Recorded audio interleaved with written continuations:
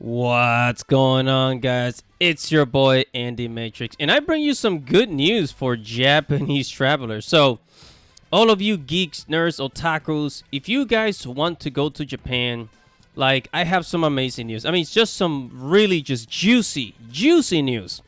And the reason why I decided to make this video is because recently, because, you know, I want to travel to Asian countries. So, I was looking at the Philippines at this other YouTube channel. And it turns out that the Philippines, like, they're also opening up for travel, right?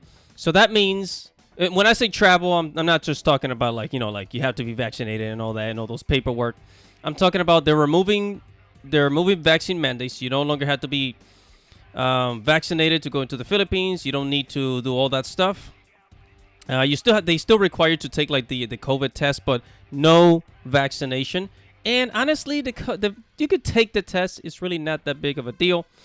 But for Japan, right? I said if the Philippines is removing, you know, the vaccine mandate, what about Japan? So I started to look up and I found some information. I am here at ivisa.com. Really good information, really good source. And I actually recommend it for you guys.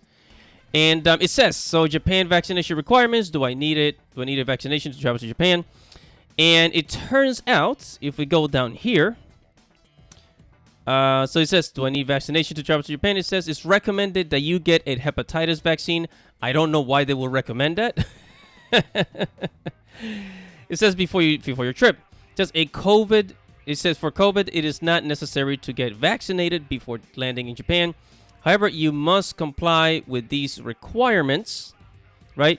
It says get the Japan Health Declaration with our simple digital process. Right? It says you must take a COVID test 72 hours before departure. Right? So 72 hours before you would you get on the plane. I would do it 42 hours, like 2 days before, because it takes 1 day, you know, basically 23 hours to get to Japan. And then to going through the airport and doing that. So yeah, I would do it like 2 days before instead of 3 days before. It says make sure to show a negative result as soon as you arrive. Yep.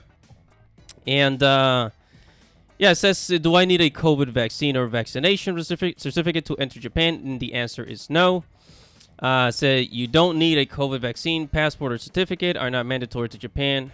However, if you are fully vaccinated, you won't need a present or pre-arrival COVID test. You will not need it. I mean, of course, right? So here are the necessary. So the only necessary thing is to take a COVID test 72 hours before, right? And that is pretty much it. Regardless of your vaccine status, you do not have to quarantine. No, I think if you end up having COVID, then yeah, you're gonna need to quarantine. But let's say if you're not vaccinated, you don't have, you know, they don't require you to stay in your hotel for like a week, which is kind of a waste for God's sakes, you know. And but about the Japan Health Declaration, which is something that they want you to get, there is an application for it. If you go to ivisa.com, you know, they'll kind of like guide you through it. You can apply for it online. I do plan to go to Japan next year, or it's for me, it's either Japan or the Philippines. It depends on my plans. I want to go to Japan to get some footage, but yeah, if you're like me and you absolutely refuse to get the vaccine, this is absolutely perfect for you. And yeah, man. So I say hop to it. Start making plans for Japan, starting now. Maybe you want to go next year. And actually, I recommend the cheapest times to fly to Japan is really during the fall, around April and May. When you go to the summer, the prices go up. You know, it's a mess. And also, the best time to go to Japan is the fall and the spring.